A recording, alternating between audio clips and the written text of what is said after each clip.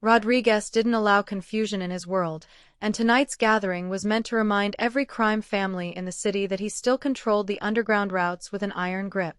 The room buzzed with low conversations, money deals whispered under cigar smoke, and men who feared crossing him.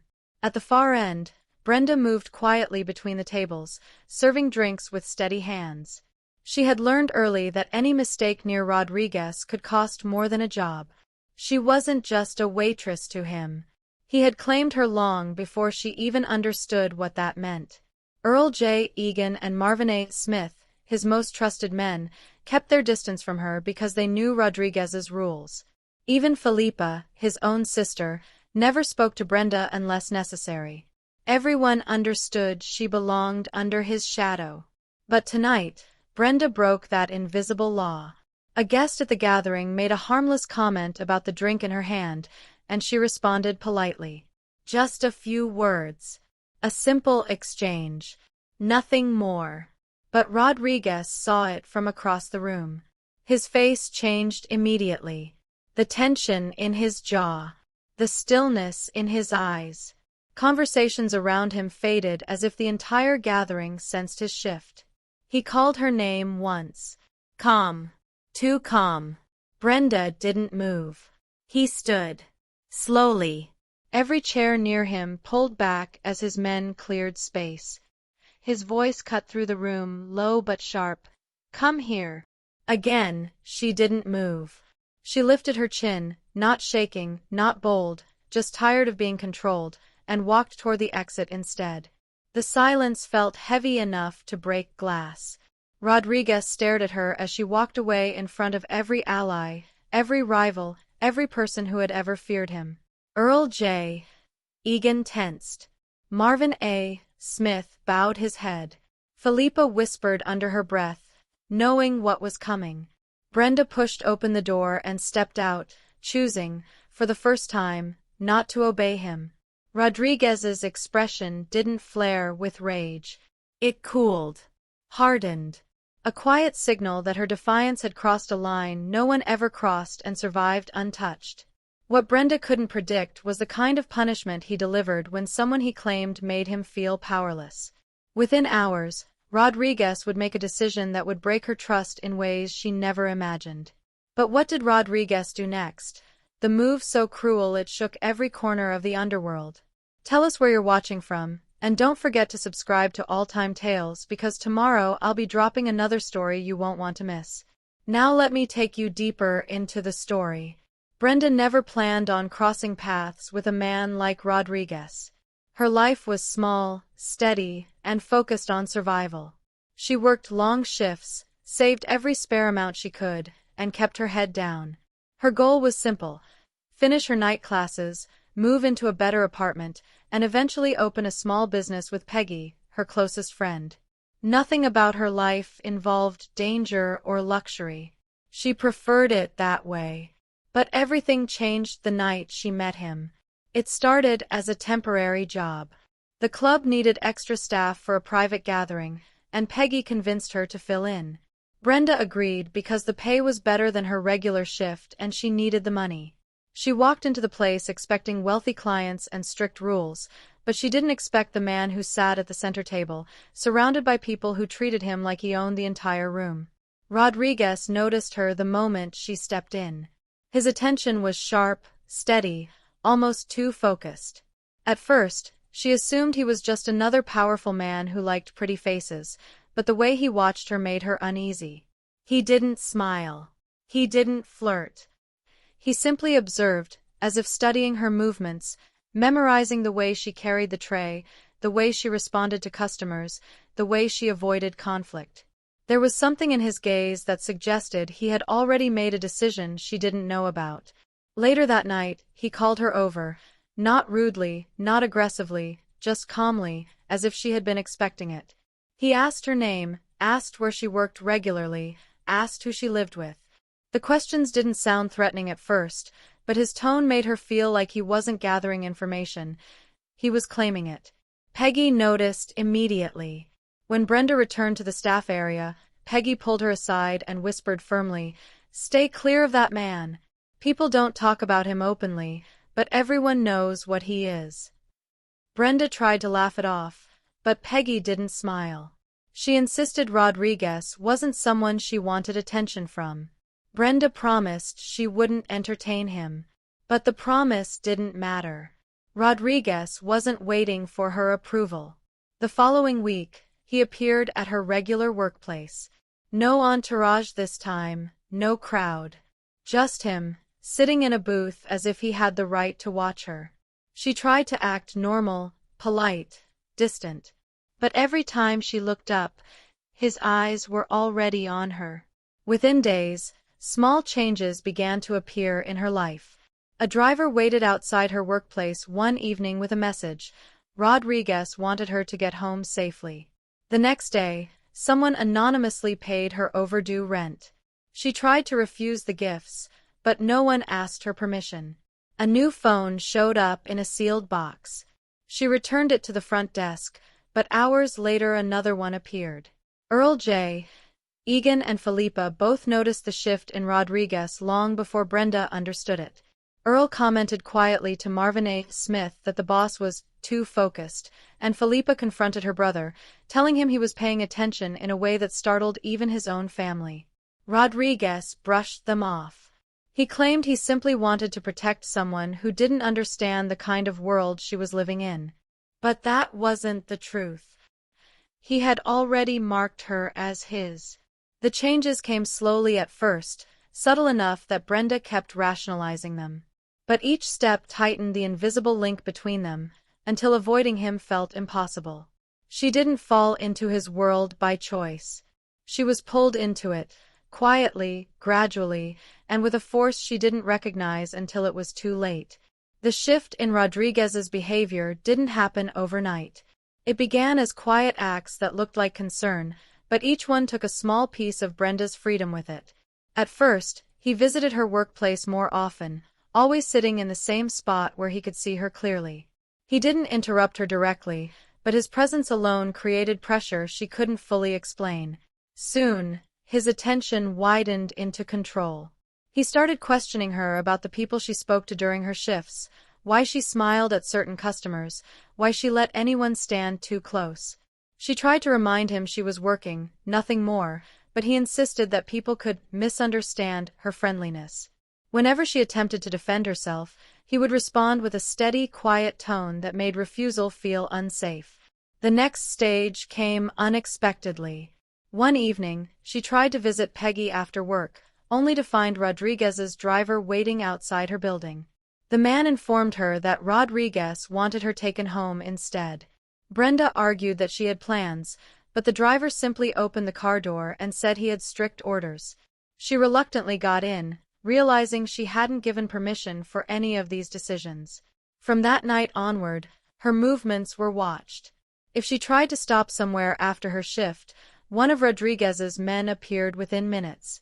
If she stayed at Peggy's apartment longer than he liked, her phone rang. He didn't shout. He didn't threaten. He simply asked questions like he was evaluating her loyalty to him, loyalty she had never agreed to give. The final push into ownership happened on a day that should have been harmless. Marvin A. Smith stopped by her workplace to deliver documents to the manager. He had no intention of interacting with her, but when she greeted him politely out of courtesy, he paused to ask if she was doing all right. Marvin knew Rodriguez was watching her closely, and he wanted to make sure she wasn't overwhelmed. The conversation lasted barely 15 seconds. Rodriguez walked in just in time to see it. His expression didn't shift, but the entire environment changed. Marvin stepped back immediately, offering a short nod before leaving, fully aware of the tension he had unintentionally caused. That night, Rodriguez arrived at Brenda's apartment without warning. He didn't knock. He walked in as if he owned the place. She tried to confront him about the intrusion, but he ignored her question and instead asked, "Why were you speaking to Marvin today?" She froze. The conversation had been so insignificant she didn't even remember it right away. When she explained, he stepped closer, close enough that she could feel the heat of his anger beneath the calm surface. "You don't speak to any man unless I say so," he told her. It wasn't a request. Brenda tried to argue, but he cut her off, warning her that people in his world paid attention to everything. He claimed he was protecting her from assumptions others might make. But his tone, his stance, and the way he blocked the doorway told her exactly what this was: ownership disguised as concern. From then on, intimidation became clear. He controlled where she went, who she spoke to, even the clothes she wore. If she didn't answer his calls fast enough, he arrived at her workplace unannounced. If she tried to step out without informing him, one of his men stopped her at the door. Brenda realized the truth slowly, painfully. She wasn't dating a powerful man. She was living in a cage built from his authority, his entitlement, and his need to control everything she touched. And every day, the walls drew closer. Brenda's patience didn't break suddenly. It eroded little by little, worn down by every demand, every unexpected visit, every decision Rodriguez made for her without asking. She had tried to adapt, to stay calm, to avoid provoking him, but the pressure became too much. One night, after another argument about where she had gone after work, she finally reached her limit. She told him they needed boundaries. She wanted her space back, her choices, her ability to breathe without reporting every movement. Rodriguez listened quietly at first, standing in her living room with his hands in his pockets, giving her the impression he was taking her seriously. But when she mentioned wanting independence, his expression shifted in a way that made her chest tighten. "I've done everything to make your life safer," he said. "You should be grateful, not talking about distance." She tried to explain that she didn't want protection if it came with control, but he dismissed her concerns. He reminded her of the debts she had paid off recently, debts she didn't know he had settled. He reminded her of the job offer she lost months ago because the company suddenly withdrew it. Brenda didn't understand why he brought that up until he continued. "You deserved better than that place," he said. "So I made sure you didn't waste your time." That was the moment she realized he had been directing her life behind the scenes far more than she suspected. Opportunities she thought she lost naturally had been removed on purpose. People who suddenly pulled away had likely been warned.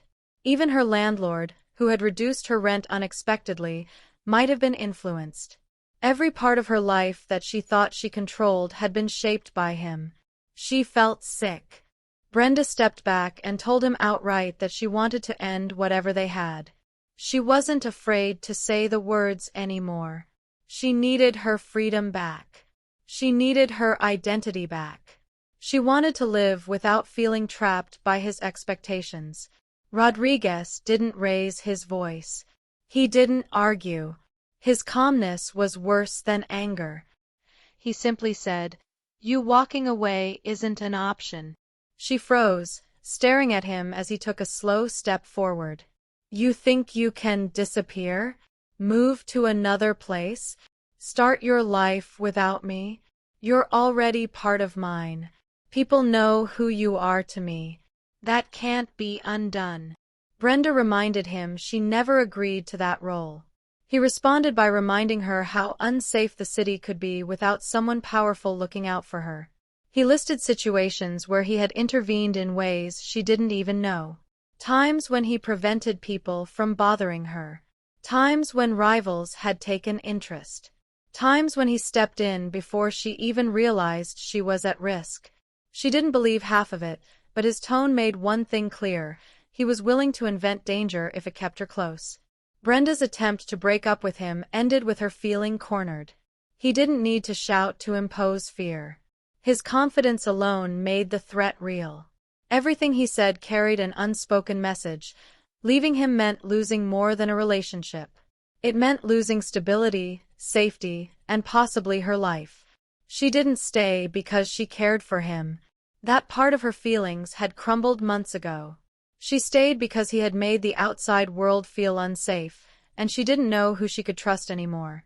Peggy was the only person she could turn to, but even then, she feared Rodriguez would retaliate if she involved anyone else. Every day felt heavier than the last. She went through her routines like someone waiting for the right moment to run, but Rodriguez never gave her a quiet window to disappear. His calls, his watchers, his unannounced visits, all of it reminded her she was under his control. Brenda wasn't devoted. She was trapped. And she was reaching a point where fear was the only thing keeping her from fighting back harder. The night of the gathering was supposed to be predictable. Brenda had already decided she would keep her distance from Rodriguez, do her job quietly, and leave the moment her shift ended. She didn't want trouble. She didn't want conflict.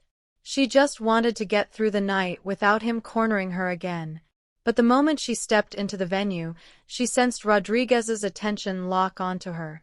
He sat at the center of the room, surrounded by associates who respected him but never truly relaxed around him. Earl J. Egan stood near him, scanning the crowd. Marvin A. Smith checked the perimeter like he usually did. Philippa stayed close enough to intervene if anything went wrong. Brenda kept her head down and focused on work. For most of the evening, she managed to avoid his eyes. She thought she might get through the night without an incident. Then a guest made a friendly remark about the drink she was carrying, and she answered him. Nothing flirtatious, nothing inappropriate, just a polite response. It was the kind of exchange she had dozens of times a night. But Rodriguez saw it. His stare didn't just follow her, it fixed itself on her like he was waiting for her to explain herself. She didn't approach him. She didn't bow her head. She simply kept working. Minutes later, he called her name across the room. Not loudly. He didn't need to raise his voice. The entire place heard him anyway. Brenda stopped. Everyone around her went still. She felt the weight of every eye in the room pressing down on her. She knew what Rodriguez wanted. He expected her to walk to him immediately, to prove in public that she answered to him. She didn't move. He stood up slowly, and the men around him stepped aside. Earl took a breath. Marvin stiffened. Philippa whispered his name under her breath, hoping he would think twice. He didn't. You forgot who you belong to, he said, each word sharp enough to cut the silence. Brenda's heart pounded, but she wouldn't let him humiliate her in front of everyone.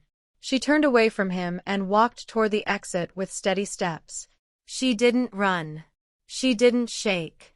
She simply refused to obey him. For a man like Rodriguez, that was worse than a slap. His humiliation was instant. His authority was challenged in a room full of people who measured strength by dominance. But he didn't yell. He didn't chase her.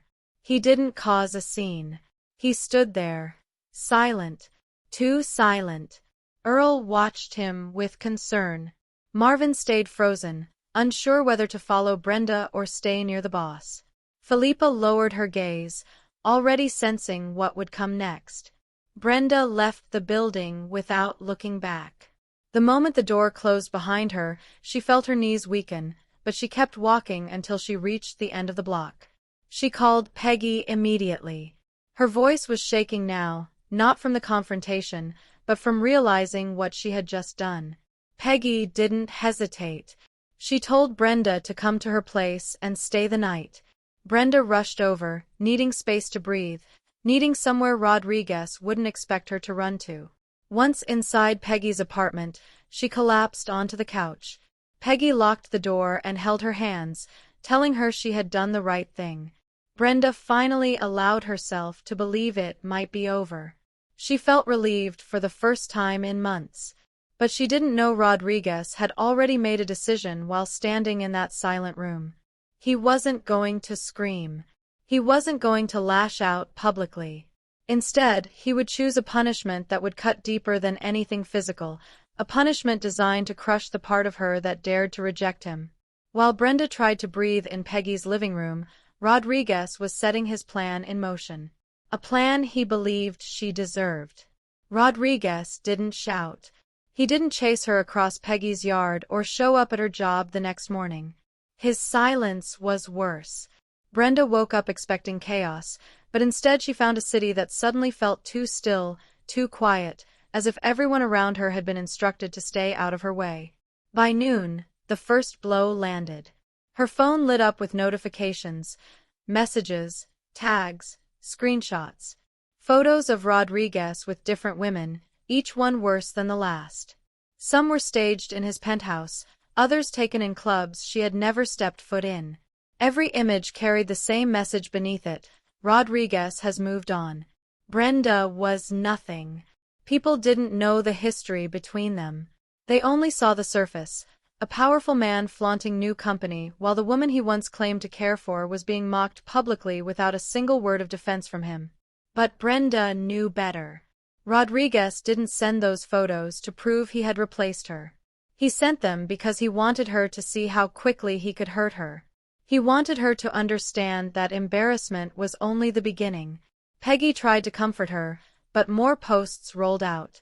Anonymous accounts spread rumors about Brenda at her workplace, twisting stories that never existed. A fake video surfaced of someone pretending to be her, saying things she would never say. Before she could report it, it had already spread through her neighborhood. Her manager called. "We need to talk," he said, voice uneasy. By evening she was suspended, until everything dies down. Rodriguez knew exactly what her job meant to her: her path towards saving for school, her independence, her sense of control. Removing it was the first calculated strike. Peggy grabbed Brenda's shaking hands. "You can't stay quiet. He's trying to crush your confidence." Brenda wanted to hold on to that belief, but the hits didn't stop. Her email was flooded with rejection letters for opportunities she had applied for months earlier, positions that were practically guaranteed. Someone had contacted those companies pretending to be her, sending messages that made her appear unreliable and unprofessional. It was too specific to be coincidence, too targeted to be random. Rodriguez wasn't just hurting her feelings.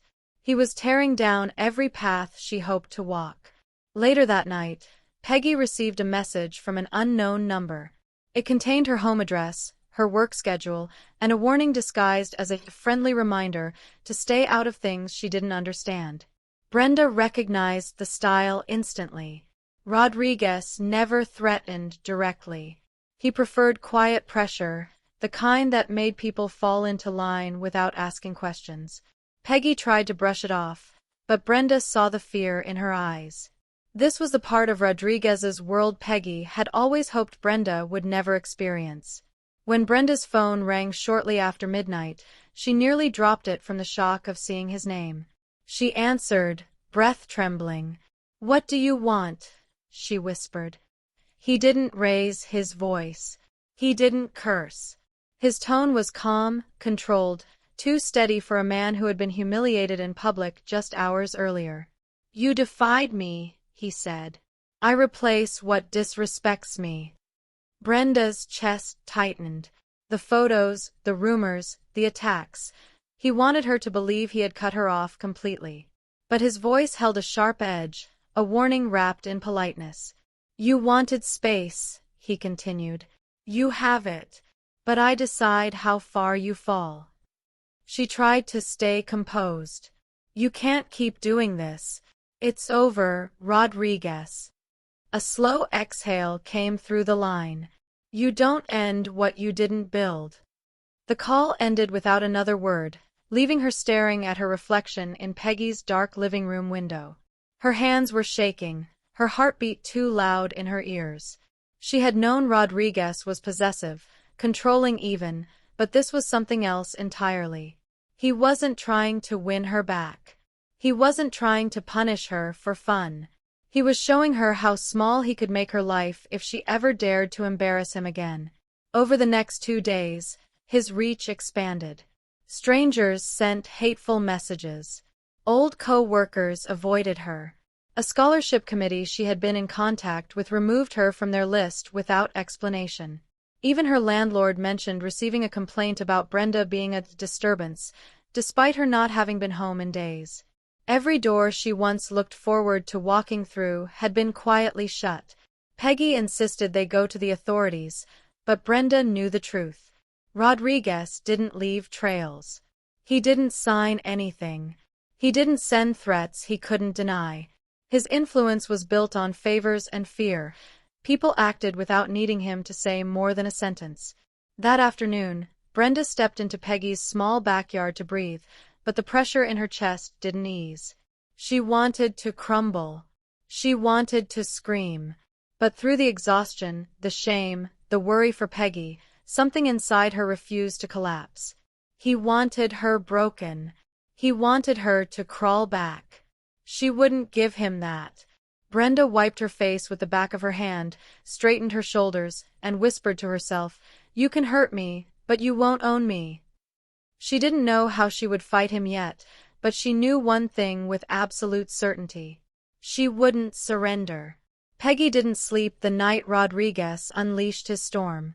She stayed on the couch beside Brenda, eyes fixed on the front door, listening for footsteps, cars, anything that might hint Rodriguez had taken things further. By morning, she made a decision. "We can't just run," Peggy said. "If you leave without a plan, he'll find you before you even pack a bag. You need leverage, something that forces him to look the other way." Brenda stared at her hands. What leverage could I possibly have against a man like him? Peggy hesitated before speaking again. "There's someone who might help.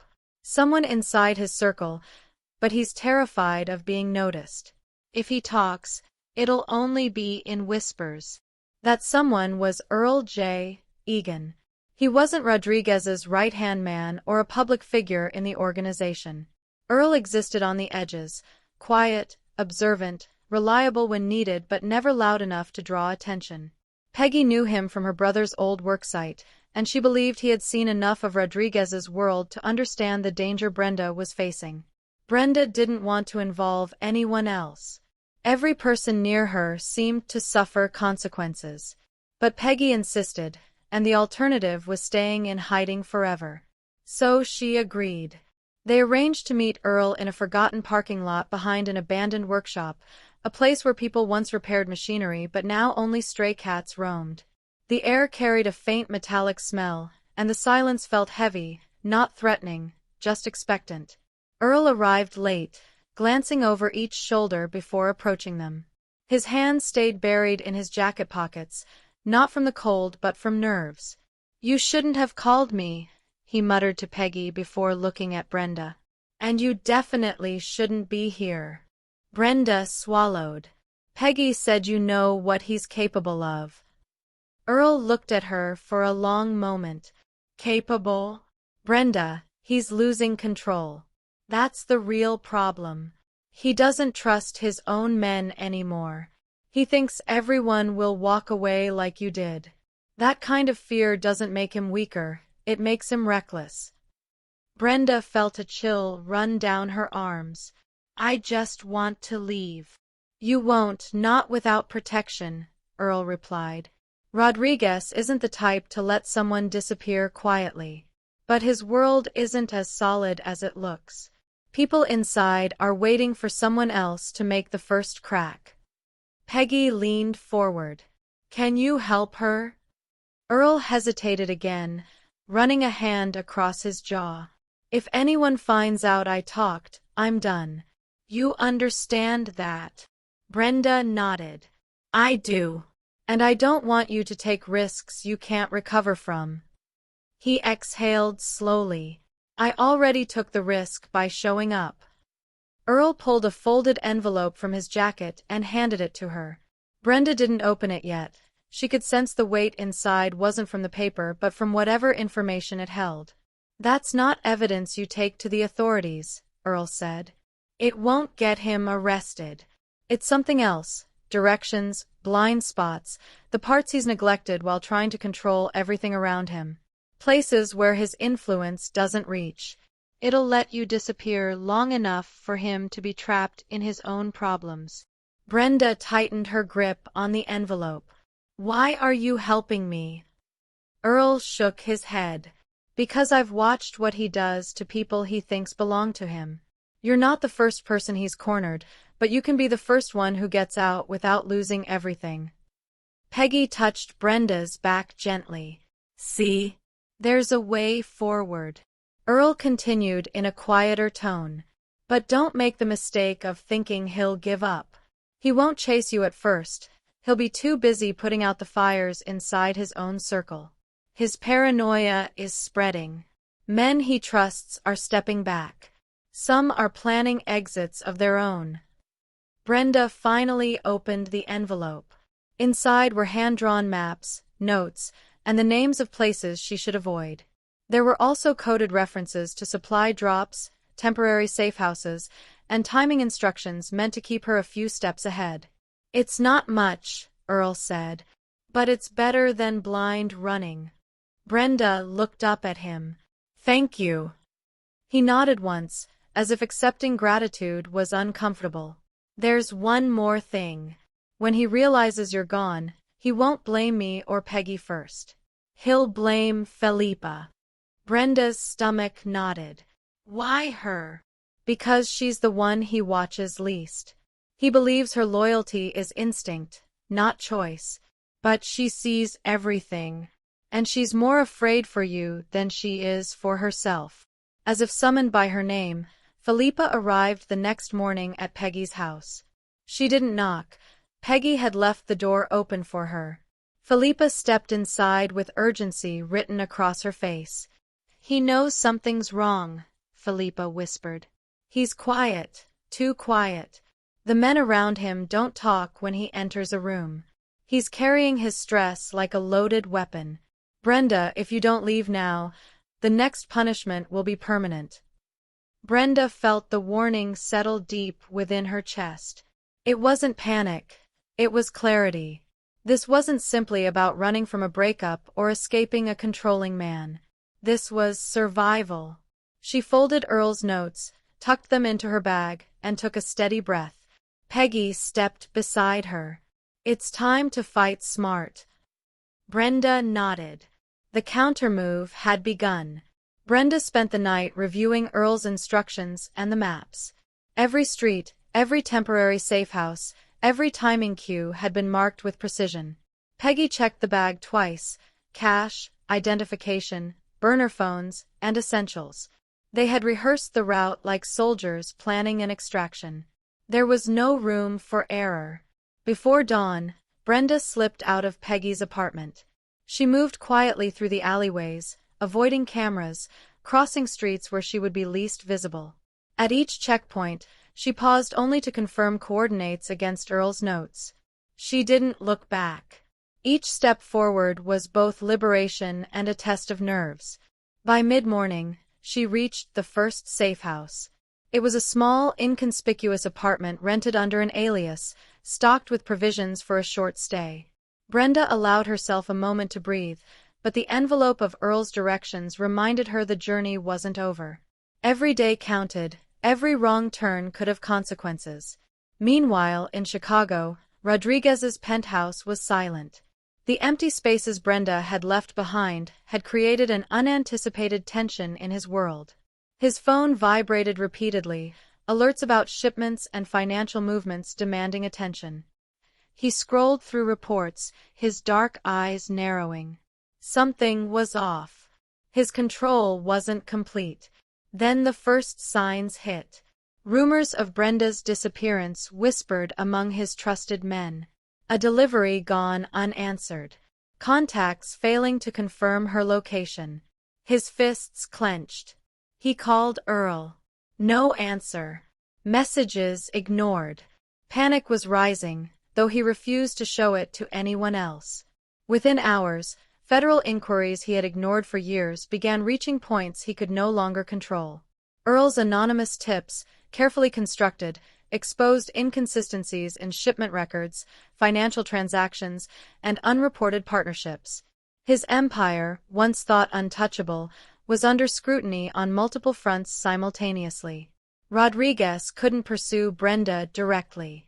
Any attempt to track her would risk further exposure, giving federal investigators more reason to probe deeper. For the first time in years, he was forced to consider that his reach had limits. In the streets and offices, his men felt the tension. Whispers grew louder. Loyalty wavered. Some associates stopped answering calls. Rival factions tested boundaries. Inside, Rodriguez's own paranoia became a liability. Decisions were made too quickly, alliances frayed, and missteps multiplied. Every move to secure his empire pulled him further from the one person he was obsessed with. Back on the road, Brenda followed Earl's coded directions carefully. Each city block, each transfer, each night spent in anonymity strengthened her confidence. She was still cautious, always alert, but with every mile, the grip Rodriguez had held over her life loosened. Peggy checked in twice daily. "You're holding up," she said through a secure line. "Don't stop. Keep following the plan exactly." Brenda smiled faintly. "It's working. He's distracted, tangled in problems he can't fix." By the fourth day, Rodriguez learned the full extent of her disappearance. His anger flared, but it was laced with a realization that hadn't occurred before. Brenda was gone, and she had taken her freedom with her. Attempts to deploy his network, track her location, and intimidate her contacts had failed. For the first time, he could not command the situation. Even more devastating, internal leaks and federal investigations continued. His financial network began to crumble under scrutiny, allies questioned his decisions, and competitors sensed vulnerability. Every empire he had built with control and fear was destabilized by the one person he had tried to dominate. By the end of the week, Brenda was across state lines, safely establishing a temporary residence under a new identity. Each move had been calculated, each safe house vetted. Rodriguez's anger no longer threatened her. His empire had shifted, consumed by chaos he had created himself by letting obsession dictate his choices. In Chicago, Rodriguez's advisors tried to hold the remnants of his operations together, but cracks appeared faster than they could patch. Rival factions advanced, old allies defected, and federal agents dug deeper, unaware of the anonymous intelligence guiding them. Rodriguez was trapped in a web of his own making, unable to pursue Brenda without accelerating his downfall. Brenda, miles away, finally allowed herself a private moment of relief. She wasn't just free, she had survived. Every step, every careful choice, every piece of intelligence Earl had provided ensured she could rebuild without fear of immediate retaliation. Rodriguez would discover too late that obsession was his undoing. While he scrambled to maintain control over his empire, she was already moving forward. Every phone call, every alert he checked reminded him of a truth he had never truly grasped. Control cannot hold love, and possession cannot guarantee loyalty. Brenda's escape was complete, precise, and irreversible. Her freedom wasn't won through confrontation or negotiation, it was earned through strategy, foresight, and courage. And for Rodriguez, there was no turning back. A year had passed since Brenda had vanished from Chicago. Seattle's damp mornings were a quiet contrast to the chaos she had left behind. She rented a modest apartment near the waterfront, a space that felt hers for the first time in months. Every corner was filled with intention, a small kitchen for testing recipes, a window seat for planning her days, and a door she could lock without fear of someone having a spare key. Her catering business, started carefully under a new name, was thriving. Word of mouth had brought small corporate events, weddings, and private parties. Each satisfied client became a brick in the foundation she was rebuilding.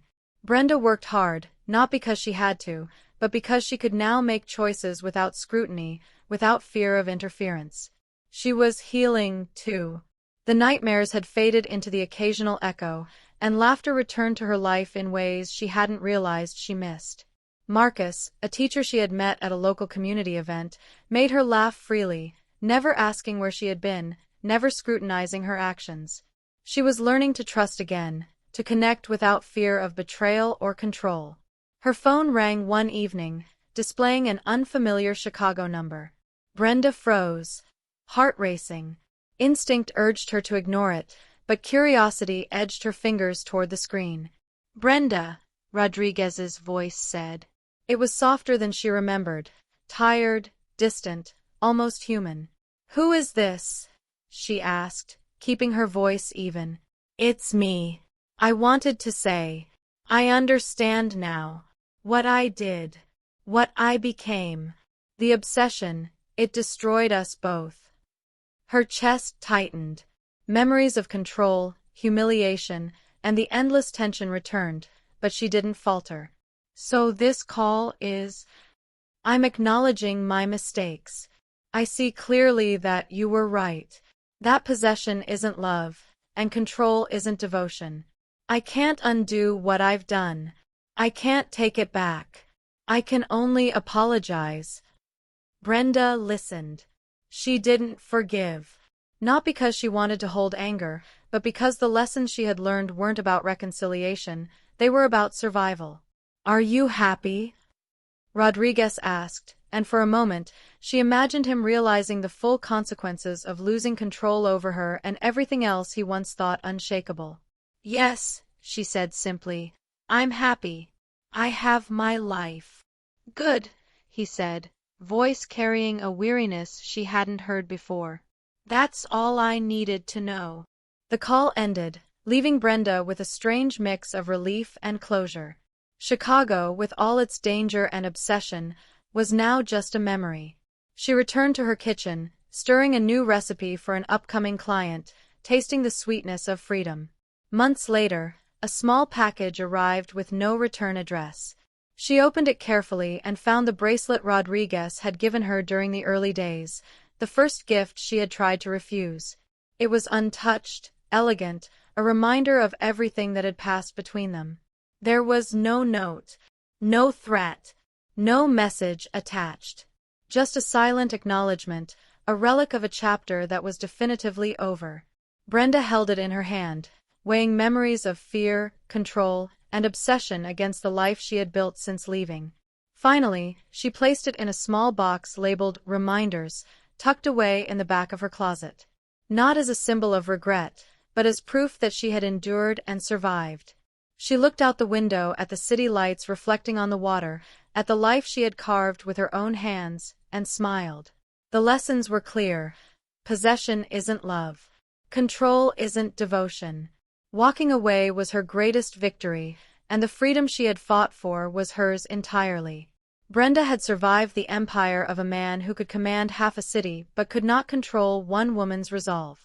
And in that survival, she had found not only safety but empowerment, hope, and the first genuine peace she had ever known.